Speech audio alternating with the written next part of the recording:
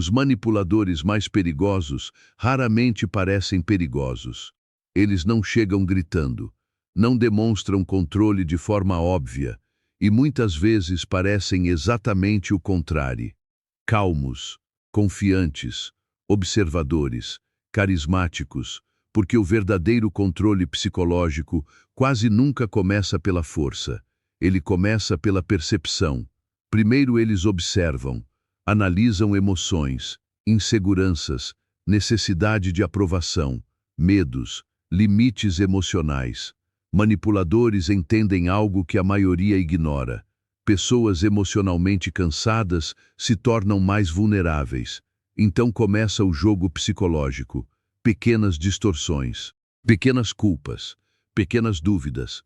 Nada intenso demais no começo, porque controle psicológico eficiente acontece lentamente, às vezes fazendo você duvidar da própria percepção, outras vezes fazendo você sentir culpa por coisas normais, ou criando dependência emocional silenciosamente.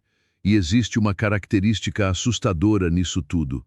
Muitos manipuladores não parecem agressivos, parecem compreensivos, atentos, interessados, porque pessoas confiantes demais na própria leitura emocional costumam perceber tarde demais.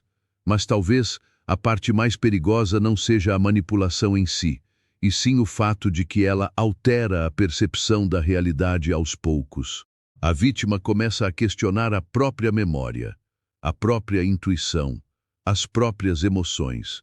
E quanto mais insegura a mente fica, mais fácil ela se torna de controlar. Psicopatas sociais, manipuladores emocionais e personalidades altamente frias muitas vezes entendem emoções humanas sem necessariamente sentir empatia profunda da mesma forma que outras pessoas. Por isso, conseguem simular comportamentos, criar máscaras sociais e adaptar personalidade dependendo do ambiente. Mas existe um detalhe importante. Nem toda pessoa fria é manipuladora.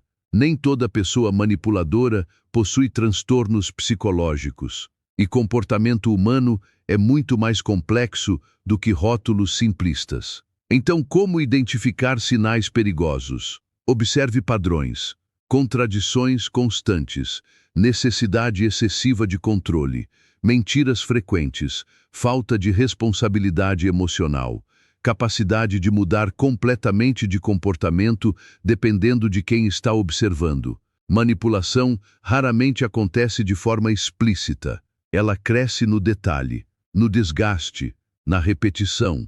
E talvez o maior erro das pessoas seja acreditar que manipulação sempre tem aparência monstruosa, porque às vezes ela aparece sorrindo. Então, como evitar cair nesse tipo de controle psicológico?